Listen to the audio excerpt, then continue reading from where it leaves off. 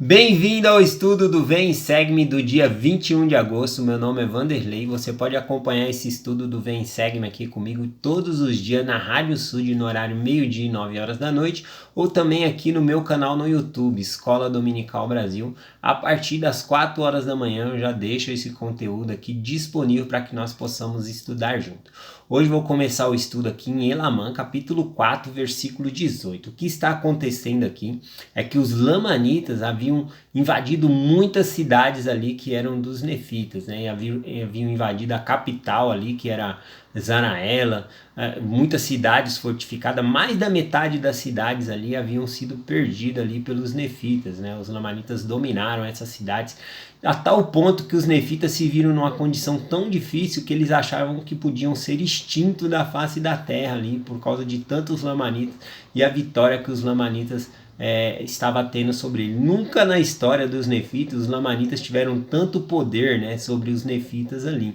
E Mormon, ao fazer esse resumo aqui, né, desse capítulo, ele fala que se os nefitas, né, eles não tivessem caído em transgressões, em pecados, em iniquidades, né, os seus inimigos não teriam tido tanto poder sobre eles, né? Eles não estariam nessas circunstâncias tão difíceis. Então, nesse momento, eles começam a se arrepender, né, de seus pecados, começam a ser humildes. E aí, Almoronia, né, que é o capitão-chefe do exército ali, vê o arrependimento dos nefitas, ele reúne os seus exércitos e começa a expulsar ali os nefitas, né, das suas cidades. Olha o que acontece aqui no capítulo 4, versículo 18. E aconteceu que no 62º ano do governo dos juízes, Moronia já não conseguiu tomar território dos lamanitas. Ele havia conseguido conquistar mais metade ali do que os lamanitas haviam conquistado. Mas a partir desse momento ele viu que ele não conseguia mais expulsar os lamanitas e que havia muito mais lamanitas do que nefitas.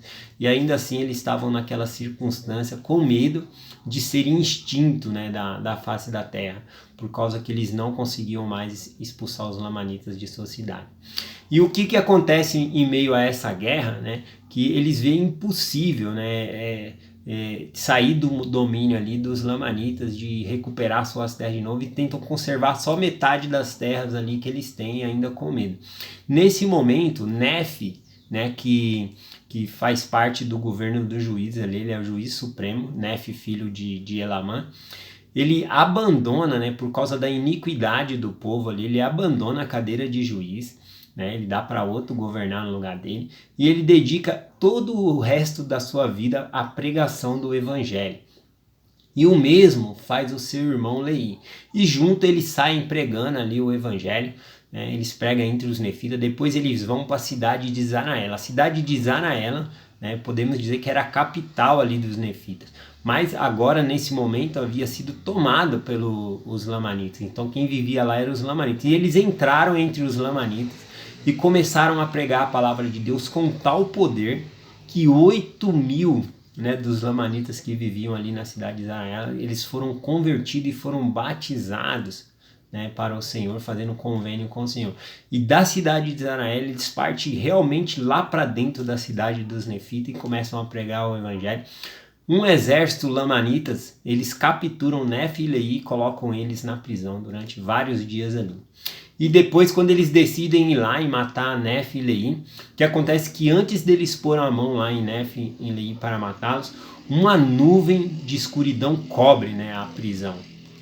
De maneira que eles não podem fugir, porque eles não estão enxergando nada.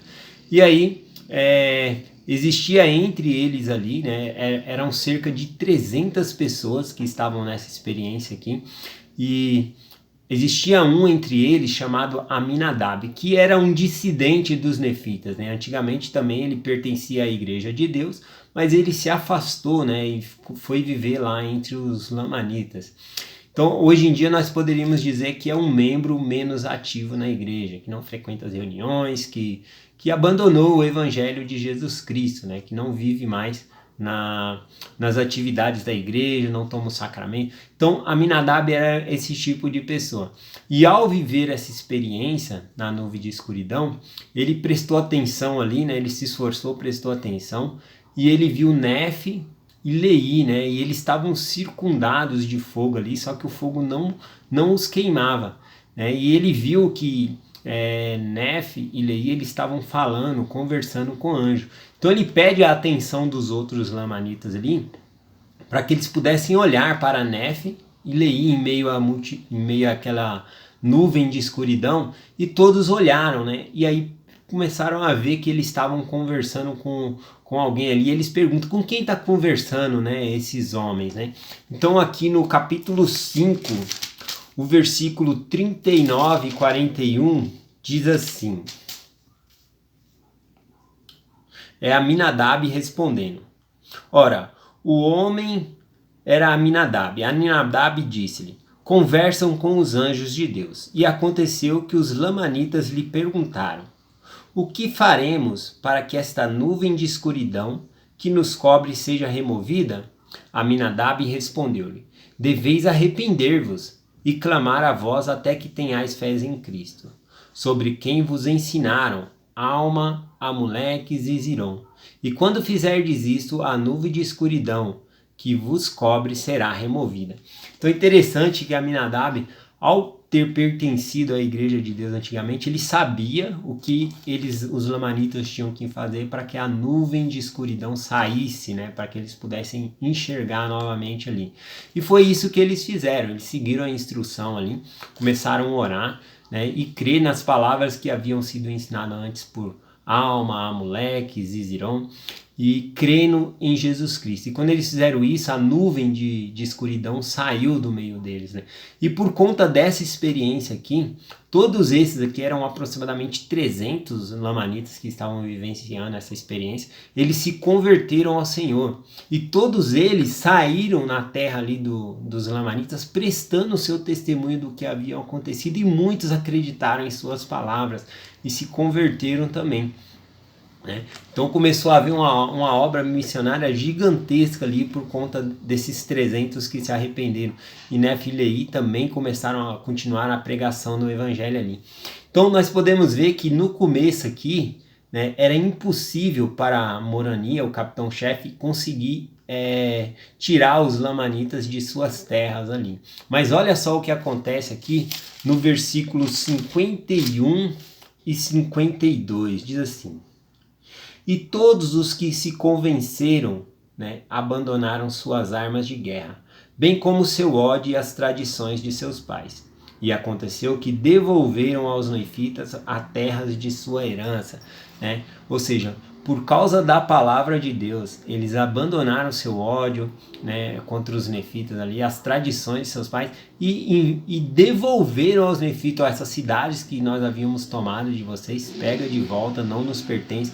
Você vê, o que a espada não conseguiu fazer para devolver a cidade ali dos nefitas, a palavra de Deus com tal poder, né, conseguiu ali fazer com que a mudança no coração dos lamanitas, e eles devolveram aos nefitas todas as suas cidades, né? Algo bem interessante sobre nós para pregarmos o evangelho é que o evangelho é algo simples de se pregar. Lembra o que Aminadab ensinou aos lamanitas ali? Que eles deveriam arrepender-se, né, e crer em Jesus Cristo, né?